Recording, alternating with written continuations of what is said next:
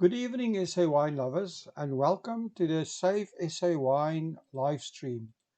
Tonight we are talking about our featured producers in our 60 in 60 campaign. And tonight's featured producer is Koen Roose. And Koen Roose is from Spioenkop. Spioenkop Wines is in the fantastic Elgin Valley. And yeah, amazing story. Koen is a Belgian-born winemaker, and he's also known as Quirky Koen. And he is great. Has great plans for Spioenkop. They say his plans for Spioenkop were written in the stars. Uh, his award-winning wines are approaching cult status, and are definitely some you have to try. Koen worked in the vineyards in Burgundy, and after 7 years of alternating work in Europe and cellar work at Lavenier and Tokara in South Africa, Koen finally settled down and started making his first vintage at Spioenkop Wines in Elgin in 2010. Um, Armed with valuable vineyard knowledge, Koen planted several varieties, including such as Sauvignon Blanc and Pinot Noir. But then he made a decision that was frowned upon, and that was he planted Chenin Blanc and Pinotage. This raised quite a few eyebrows, and well, let's just say the rest is history. You've got to try these wines. Go read the story of Koen Roos and these amazing wines at spioenkopwines.co.za. That's spioenkopwines.co.za. He's one of our featured 60 in 60 Save SA wine producers, and definitely somebody to have a look out for and also to support. So please continue to support, like everybody else, Spioenkop.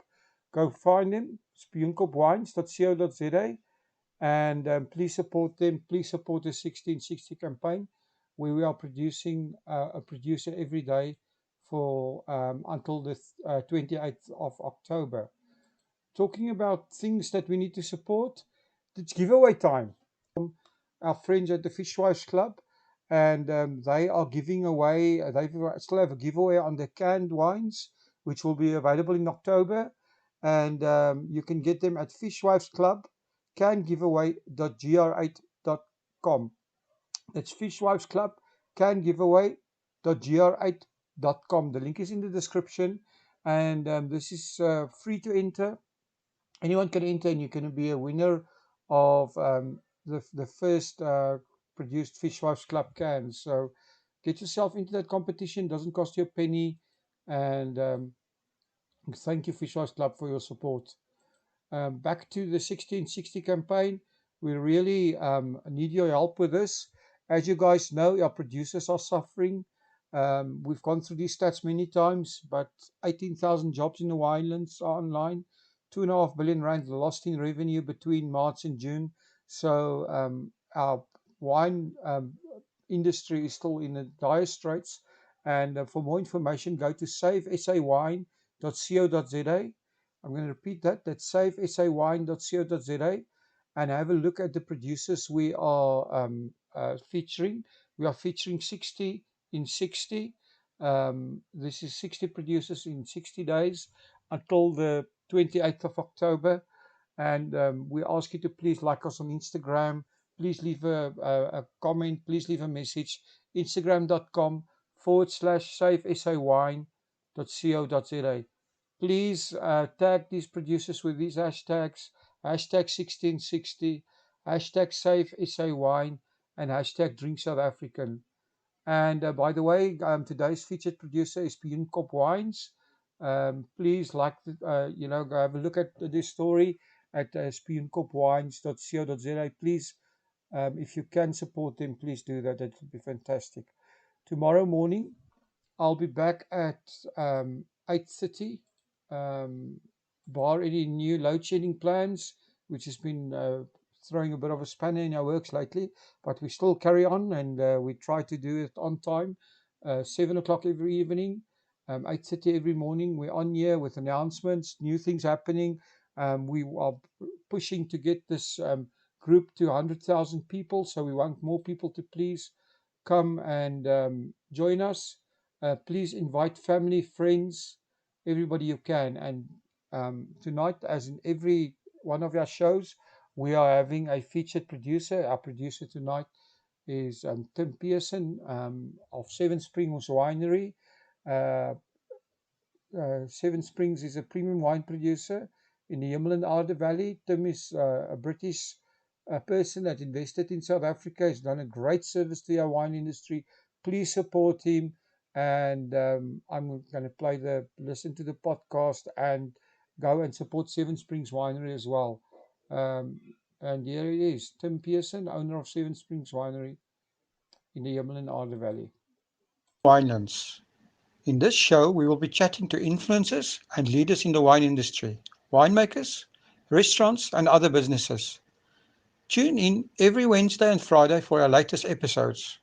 You will find us on YouTube, Spotify, Google Podcasts, and Apple Podcasts. Be sure to subscribe so that you do not miss out. Now, to get on with the show.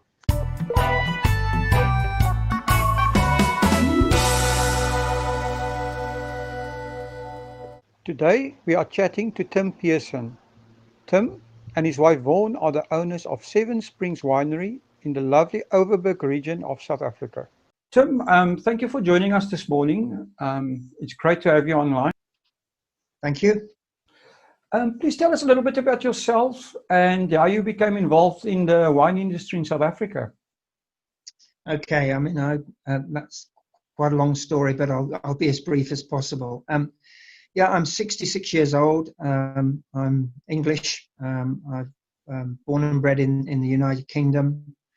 But the South African connection, 1994, 1995, my wife and I lived in South Africa with our two young daughters for 6 months. We lived in a place called Nelspruit, which is now, I think, Mbombela, which is in what used to be called the Eastern Transvaal.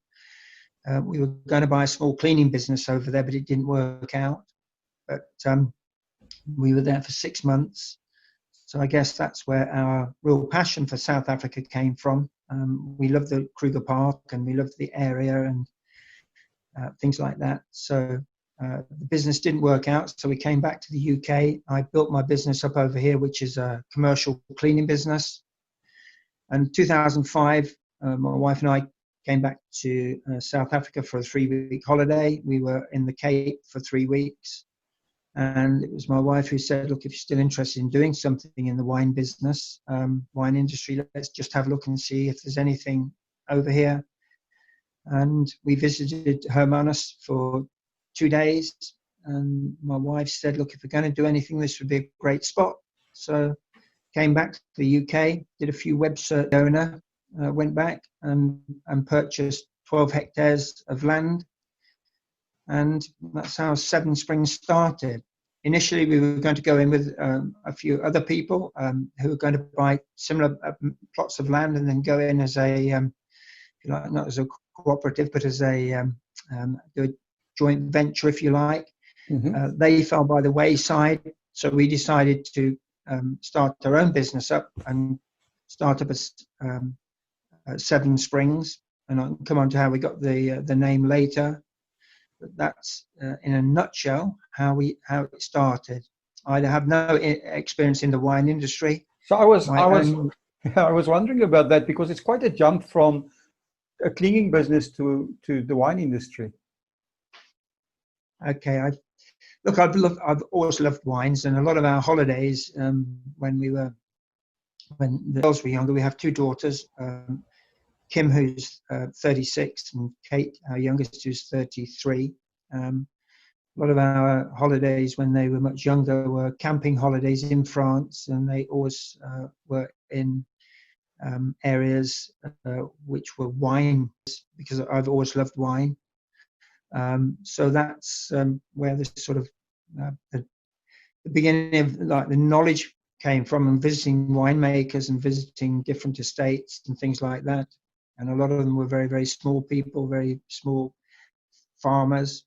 So that's, and we didn't have we didn't have much money in those days, so the holidays had to be done on the cheap, which meant we were taking last-minute cancellation holidays and just going to areas that were beautiful and were full of,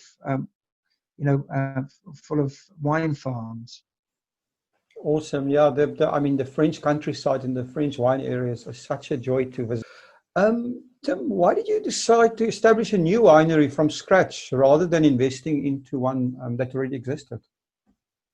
Okay, I guess the easy answer for that one, Will, is that I guess I've also I think the thing is, it would have, yes, I guess it would have, we have a home in the area where they make the Verdicchio grape or Verdicchio wine in Italy.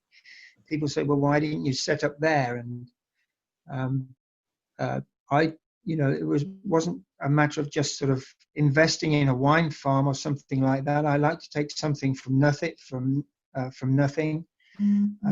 I enjoy a challenge. But we'd found this piece of land and we felt that we could develop it. We knew the area was good for making Pinot Noir and Chardonnay. We didn't have a lot of money behind us. We didn't have, millions and millions of rand that we could invest in a wine farm. So it's something we had to do from a more, if you like, a more modest start. And by buying some land and then planting that land and then developing it from scratch, gave us the opportunity to do this. And my cleaning business was, we employed 250 people in the cleaning business over here. And that business was making enough money to be able to invest on an ongoing basis in Seven Springs. That's awesome. It must have been quite a journey from the time you planted the first vines to actually producing the first bottle. I think that's a bit of an understatement, Will. I mean, look, okay, I mean, I know it's a cliche, but life is a journey. And I think what you have to do, if you're passionate about something, you can find a way of doing it. I'm not, you have to live within your means, I guess, but it's been an interesting journey. I've had to apply logic to all I do. But we have some good friends over there in the wine industry. So we knew people like Bayers Truter and Ken Forrester and Darnie DeVette. We'd met people like this before, we even thought about buying some land over there. And I always felt that the South African wine industry, or people within that industry, were very much united, very much pro South Africa, very much pro the winelands, very much pro their own products, and were people I saw had a real passion for what they're doing. But that's the same with anybody making wine or anybody in farming. I think people don't go into this type of business to make a lot of money. If that had been something that was high on my agenda, then we wouldn't have gone into the wine business. We'd have invested money in property or something like that. But I think the most important thing for us was, and I'm very much involved in Seven Springs with my wife as well. Vaughan, my wife, works with me, and we work very much as a team over here. But so that's the scenario there. Well, that's amazing. I mean, it's true that what you're saying is that farming, I think, lends itself, to be a community type operation in the first place. And it's very nice that you can actually, do your business and you guys doing it as a couple is amazing. Seven Springs, an interesting name. Where did that come from? Very good. Okay. Well, if I tell you, we purchased the land in 2006, and then we planted vines 2007, 2008. So we actually have sort of 8.5 hectares of planted grapes. But so the fact was, we had time to think about names and do marketing and start getting things into shape. The name Seven Springs took us about 4 years to come up with. Wow. It was only we didn't want to use something like Pearson Family Vineyards and we just couldn't come up with a name that we really felt was appropriate.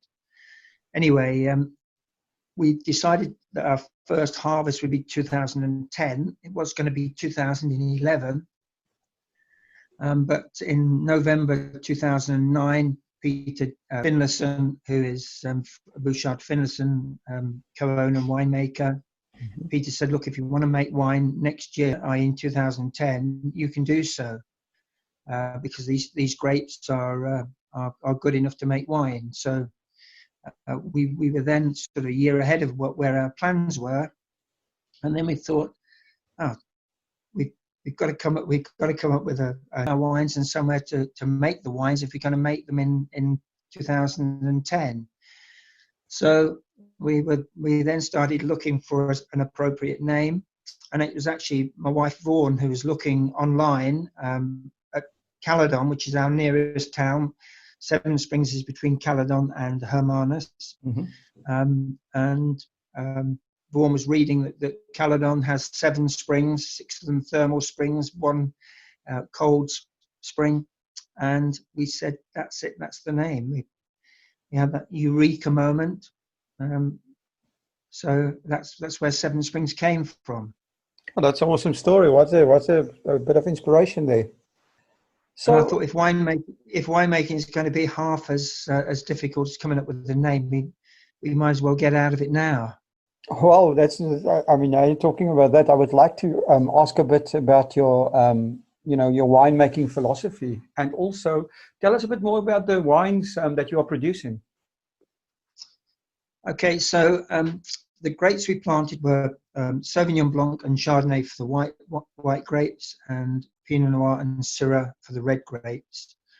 So we make 6 wines in total, an oaked and an unoaked Chardonnay. We make a Sauvignon Blanc. We make a Syrah Rosé, which is only in its 2nd vintage. We've only made two rosés. Interesting. We make a Syrah or a Syrah or a Shiraz, if you want to call it Shiraz, and a Pinot Noir. And I guess our winemaking philosophy is minimal intervention. We only use sprays and chemicals as and when they're required. So we keep it, minimal intervention is a very difficult term to sort of quantify, but we keep it as naturally as possible. We're not organic, we're not biodynamic, because we have next door an apple farmer who uses chemical sprays and things, and we're close to people that are using chemical sprays. So we didn't know enough about organic farming, living 6,000 miles away. So minimal intervention is what we do in the actual vineyard and the winery. That's interesting. The oaked Chardonnay that you are making interests me, because it was a fashion in the 90s in South Africa to almost over oak the Chardonnay. And correct. Yeah, from day one, we've only ever used 2nd and 3rd fill barrels for our oaking regime, if you like. So we use barrels that have already been used a couple of times, 3 times before. I assume that is because your vineyard is quite new. Yeah, and the other thing is, neither my wife and I like overly oaked wines. Why kill off good fruit with a heavily oak? I think if you're going to add oak or add oak barrels, what you need to do is to use the barrels or use the oak as a complement and not as a dominating factor. And I think with winemaking and wine, I think the most important thing is having the right balance. So when we started the farm, when Peter Finlayson said, look, you can make a wine in 2010, we had to find a winemaker. So a very good friend of ours, a guy called Guillaume Nel. Guillaume said he'd had a young lady working for him for the season. He was a winemaker at Baxburg at the time. Okay. Guillaume came up with a young lady called Rihanna van der Merwe, and Rihanna was 24 at the time. So we took Rihanna on in very late 2009 to make our wines in 2010. We didn't have a winery at the time, so we made our first wines at Iona in Elgin until moving to our own winery facility 2.5 years ago. Oh, awesome. I see you've established quite a good network of international distribution. Sweet. Can you tell us a little bit more about that? Because quite a short time for such an extensive network. It's about reaching out to people, but it's also difficult is the right word, because you can't meet these people face to face often. If you go to shows like Provine, and we've been to Provine twice, and it's such a big show and has so many people going on. I think what I tried to do to start with was target people who I felt would be suitable for importing our wines. I didn't have a hit list of, look, let's have a look at this country first and that country second. I think what we wanted to do, the most important thing, was working with people that have a similar philosophy to us, people that you felt could represent your brand in their country, but also people we felt we could work with on a personal basis and help build our business while building their business. And we've had some people that we've dealt with. We've had, we had an importer in the USA. Unfortunately, his business stopped. Him and his wife were divorced, and we were ended up owing us a lot of money and things like that. So you have all of these sort of you can do as much homework as you can on people, but we have some good importers. We have some people we've been our longest importer is a guy called Morten, and he's based in Denmark. He has a very small wine shop called Vineyard, which is in the north of Denmark. But he's consistently orders our wines. We go over every couple of years and do wine tastings with his customers. And it's a matter of building relationships up and actually working with people. Actually looking at the moment at extending or expanding our international markets. But we only produce 50,000 bottles a year, Will. So we're not we don't produce a massive amount of wines.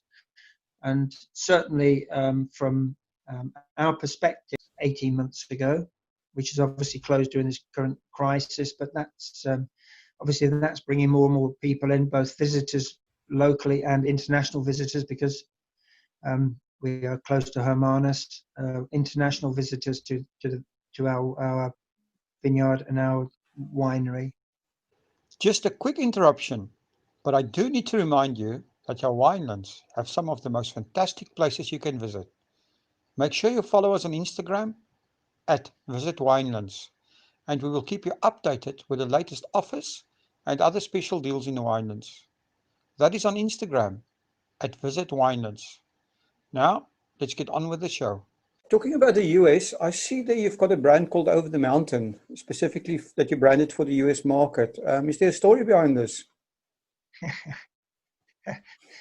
Well, would you think there's a story behind it? Oh, yes, that's why I'm asking the question, I'm a curious person. Of course, there's a story behind it. The fact is, there is, if you do a web search, you'll probably find that there's a Seven Springs based in Missouri, a very small winery based in Missouri called Seven Springs. There's also a small vineyard, it's about 22 acres in acre terms, in Oregon called Seven Springs Vineyard. Okay. The vineyard it's just used to produce Pinot Noir grapes, but they then sell the grapes to one or two producers. Their own label, but under Seven Springs Vineyard. So okay. We felt if we're going to sell our wines in, the only way of doing it was to come up with some kind of alternative brand, rather than looking at legal battles of saying, look, we're called Seven Springs, etc., etc. So we decided to come up here, and that name took me about 10 minutes, which is quite a change from the Seven Springs name. I was just thinking that it's quite a difference in choosing a name in time frame. And very easily. Well, the name Seven Springs came from the name Over the Mountains. Sorry, came from almost a literal translation of Overberg, which is the area that Okay, we're yes, in. of course.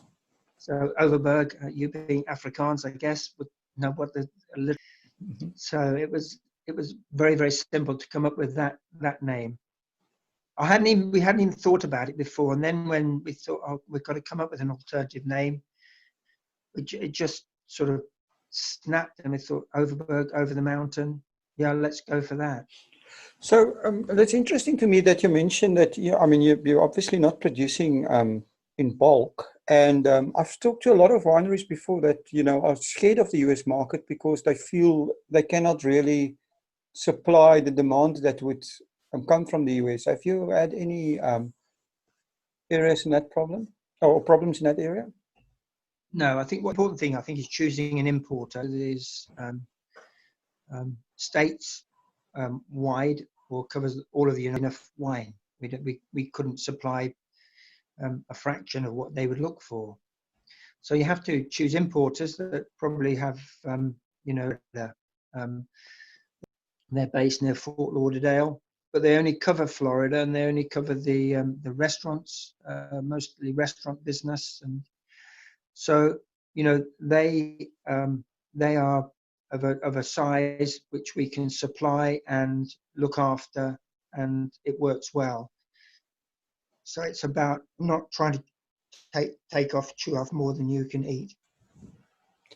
So my next question is about, your location. I mean, you're so well located between tourism hotspots. They're close to Cape Town, close for lots of international visitors in a place like Hermanus. And are you currently looking to expand your tasting room and maybe build a restaurant or accommodation or any of those things that most of, the bigger plans?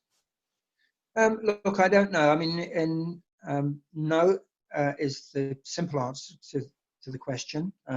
We have a tasting room. It's quite small. It's very personal.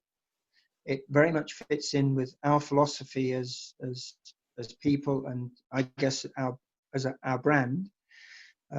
What we are, we're very inclusive people. We're very well, rather than a generic tasting. We don't want to employ people in a tasting room that goes through a sort of this wine is X amount of percent alcohol. It was harvested on this date. When people come and taste wines with us, it's either Whitney, the lady that runs our office, or Gus. We have a winemaker's Rihanna, our winemaker we've grown up with. Rihanna went and is now living in Australia. But so it's either Gus, Whitney, or Renica, who's our assistant winemaker, who will do the tasting with people when they come on the farm. So we kind of afford to take somebody on full time doing that job because we don't get sufficient visitors. We get quite a few visitors, so it's done by whoever's there. And if my wife and I are there, we usually go and come over to South Africa on there. Are you open certain times, or do visitors have to make an appointment? No, we're open daily 11 o'clock until 4 o'clock, the winery. We're open 11. If people want to come and do a group tasting, for instance, and we have some groups coming in from we had a group in from New Zealand last year, and I think another one from the Netherlands last year. If somebody's going to bring a tour along of 7, 8, 9, 10 people, just let us know, and then we can prepare for it. But weekends, we open weekends from September until the end of March. We open 11 o'clock until 4 o'clock weekends. Oh, awesome. Tim, now to something more serious. I mean, this coronavirus, I think, has forced everyone to rethink their business models. And I noticed that you don't have an online shop on your website, as an example. But do you have any changes or new ideas in mind going forward? Are you seeing any major changes happening? You said go into something more serious. I thought the wine business was quite serious, but yes.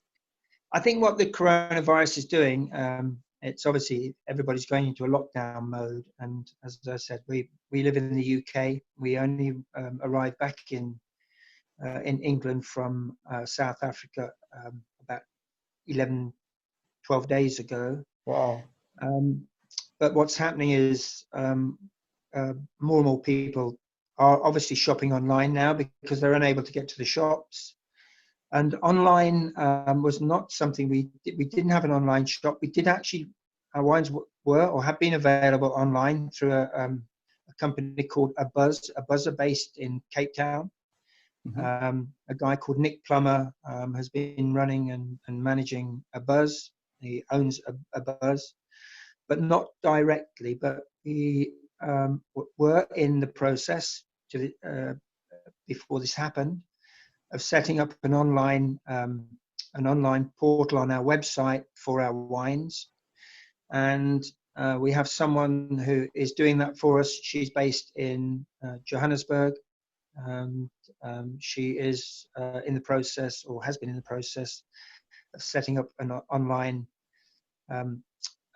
business for us. I understand online. I mean, we have a company over here called Slurp. It's SLURP, and Slurp are an online wine merchant in the UK, and they've seen an exponential growth in their business, as most online businesses have in not just the UK, but I guess Europe.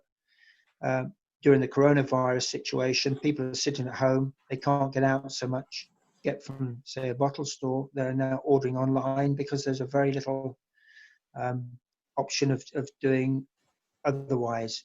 But in South Africa, as you probably know, Will, we're not even able to sell wine anymore. We can't export any wines. So it's actually, everything is shut down. Yes, I'm aware of that. I think also I saw that some of your European distributors, I think the one in Germany, has an online shop. So Anvine is, yes, Anvine is 100% online, an online wine merchant. Okay, that's awesome. So, Tim, what is the most important thing that you've learned from your wine journey? Well, I mean, people are sitting at home, so go ahead, to pour your heart out here. But no, it's not a matter of pouring my heart out. Look, I think the thing is, and I'm not just going to talk about. I think if you have a passion for something, like I said earlier, you find a way of doing it. Would I have done something, or would we have done something different if we'd have started again? Yes, maybe, and I think we probably would have done. But I think what it's, I built my cleaning business over here from scratch, and we now employ 250 people. I didn't know a thing about cleaning before I started that business. I started from home because we didn't have any money. So I think what I think what you can gain out of life in general is that if you've got a passion for doing something or a desire for doing something, find a way of doing it. I think what the wine industry, what we knew from the start was, we are not going to make a lot of money out of the wine business unless you build a business up and then sell it on. We were not looking to make a lot of money out of the business. It wasn't something we went into because we felt it was something we were going to get rich on, because we knew that was not the case. And I think what we did was we've met a lot of people. We've actually been to a lot of countries that we wouldn't have had a really positive experience. We've had negativities along the way. There always are in any business or any venture in life. But, I don't have a philosophy, but, the most important thing as far as we're concerned, and my wife and I are the same, that we're in good health and our kids are in good health. That is most important to us.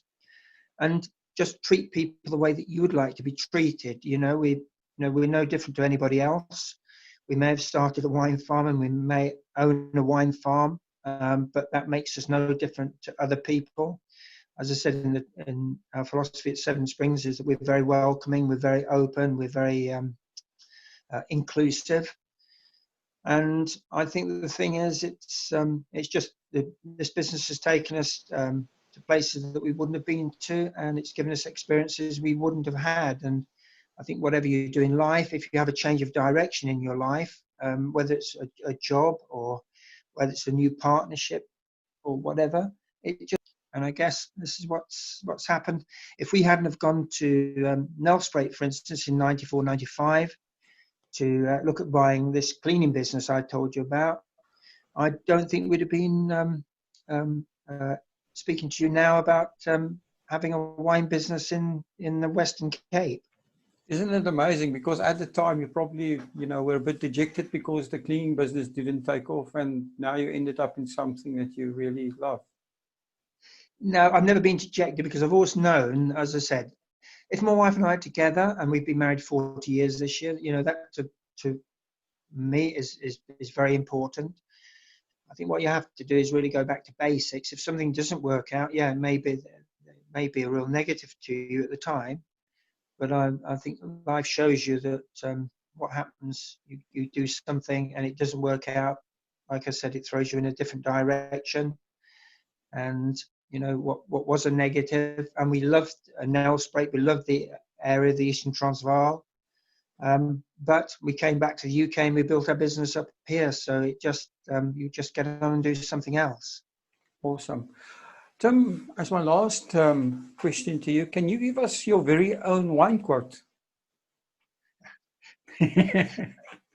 That's a very good answer, and I think the very simple answer is no. I don't have any wine quotes, and if I did say something, it might sound pretty cheesy. So I think okay, I'll give you something. Drink wine and be happy. Drink wine and be happy. Oh, that doesn't sound cheesy at all. That sounds right to me. No, I think the thing is, look, I think the wine business it's a great business to be in. You've got some phenomenal winemakers in South Africa. You've got some phenomenal people in the industry. You've got an industry that gets very little support from the government, gets very little support from WOSA. Unfortunately, WOSA is vastly underfunded. But you've got some brilliant people in the South African wine industry that are really driving the industry forward. They're earning the country a hell of a lot of money in exports and in revenue. And, we feel really proud, my wife and I feel really proud of being involved in that industry.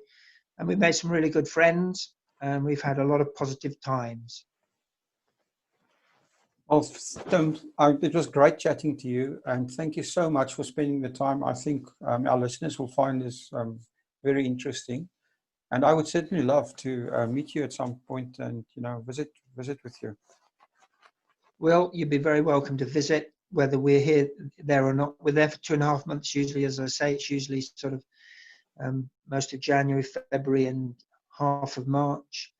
But if you ever get to out Hermanus Way or Caledon Way, you will be more than welcome, as any of your listeners will. Thank you very much, Tim. You're very welcome. Thank you for supporting our show. If you would like to get more exposure for your business, please have a look at our sponsorship options. Also, for a small donation of 100 Rand, we will list links to your business on